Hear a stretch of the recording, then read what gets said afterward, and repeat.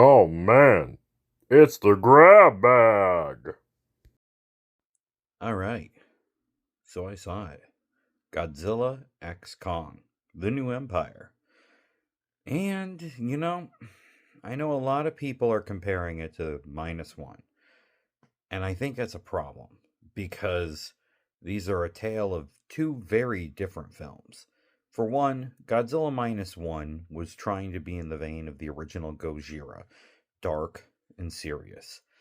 But Godzilla X Kong was very much able to fit in with the end of the Showa era, having a plot that would have fit right in with Godzilla versus Megalon or any of them in that particular period of time.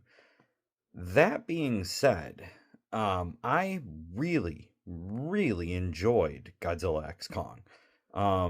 There were a lot of things which I'm going to say now. Spoilers ahead, because I'm just going to spoil during this little bit of a review. But I really enjoyed a lot of the things that were small references and direct references to the Showa era and to the overall canon that has existed. For one, I've heard the girl that is the key to everything is something that bothered a bunch of people who watched this because Gia was basically kind of like a chosen one sort of situation. And then I thought to myself, but have you actually watched anything with Mothra previously? Which, spoilers, which if you didn't notice in the trailer, yes, Mothra is in the film. And instead of having little fairies that are psychic, they had the Iwi people that were psychic.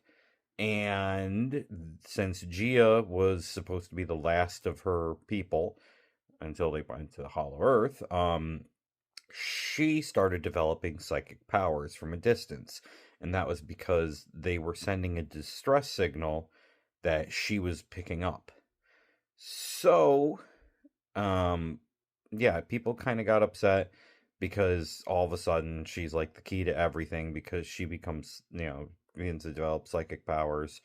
And then, she was prophesized to use Mothra to get Godzilla to fight against the bad guys, who happened to be Scar King and Shimo, which Shimo was just a giant titan that um, was being controlled by Scar King using one of these psychic crystals, which that's a whole nother ballpark.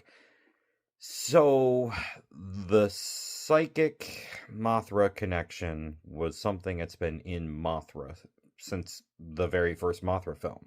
You had the twins that were psychically connected to Mothra, able to basically send mental words and conversations with the giant monster.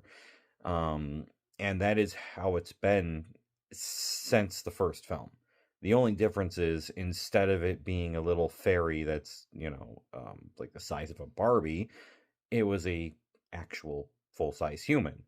Um, no problem with that at all. And then they did something that was a very, you know, um, in Godzilla versus King Ghidorah from, was it 64 or 65? Very early. It was the fourth, I think. No, fifth. It was the fifth Godzilla film.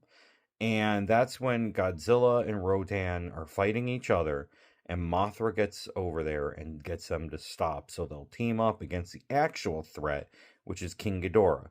And what happened in this film?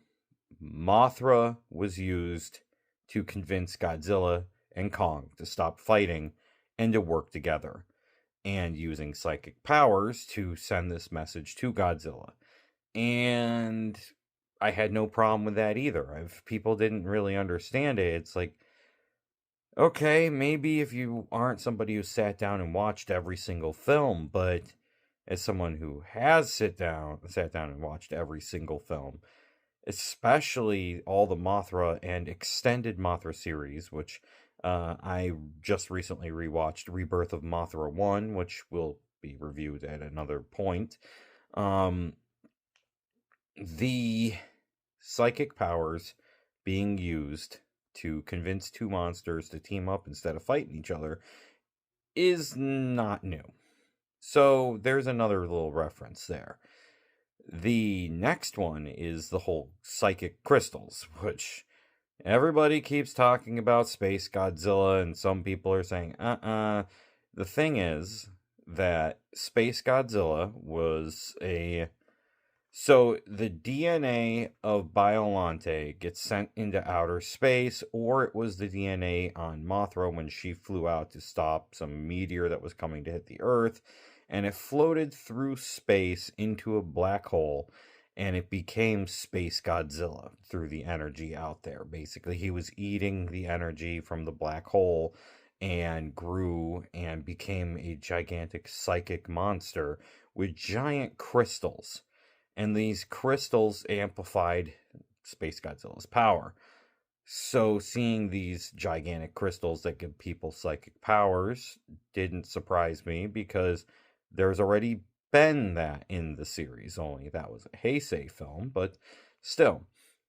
I think the problem is that a lot of people who aren't gigantic Godzilla fans went in and they just saw two big monsters punching each other. And me, I saw two gigantic monsters punching each other, along with punching other monsters, which there was a decent spread of monsters in this film. But I think that people just didn't get those references.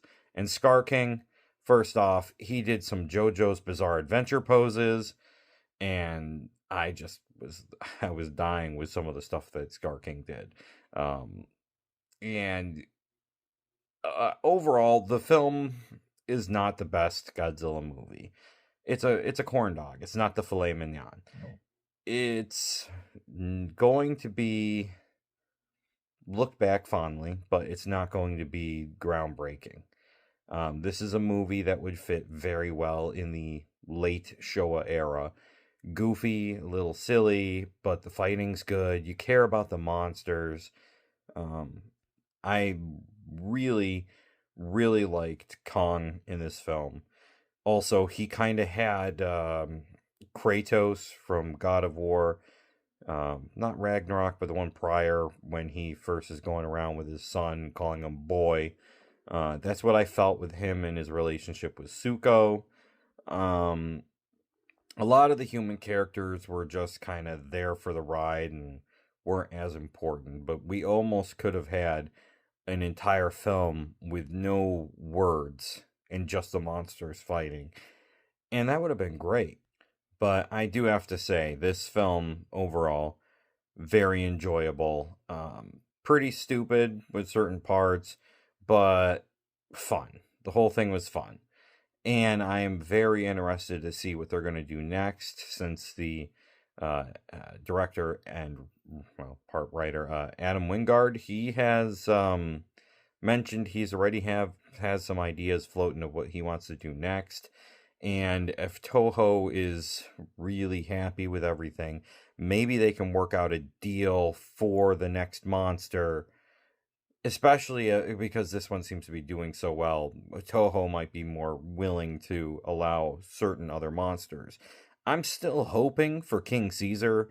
Now that we have these psychic crystals, which it's pretty funny, because I sent tweets over at Adam Wingard and to Legendary Pictures about how they could make King Caesar work using basically psychic crystals. Kind of makes me laugh that actually became part of the plot for this film. I would love to see King Caesar, but new monsters are great. Scar King was very fun. He wasn't built to be as physically strong. He looked leaner, lankier. So Lanky Kong still kind of works for his name. But the fact that he was pulling like JoJo poses was pretty freaking stupid. And I don't know if anybody else noticed that, but I did.